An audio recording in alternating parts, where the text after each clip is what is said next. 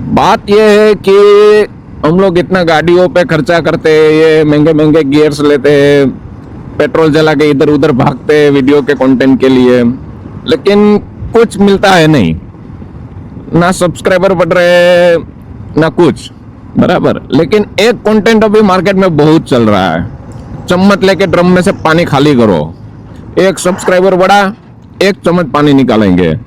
अभी मेरे को करना ये है कि इधर है ना पीछे दरिया है, अभी एक सब्सक्राइबर पे मैं एक चम्मच दरिया में से पानी निकालूंगा, वो ड्रम खाली कर रहा है, मैं दरिया खाली करूंगा। मैं नहीं मानता। जिम्मेदारी आप लोग की, आपको दरिया खाली चाहिए तो आप है ना मेरे को सब्सक्राइब करो बराबर। और ये आइडिया कैसा लगा वो मेरे को है ना कमेंट में जरूर बताना, क्योंकि अभी ये सब कंटेंट बनाने का कोई जरूरत ही नहीं, क्योंकि ये नहीं चल रहा है अभी सब। अभी सिर्फ पानी निकालो, ड्रम में से पानी निकालो, मौज करो बस।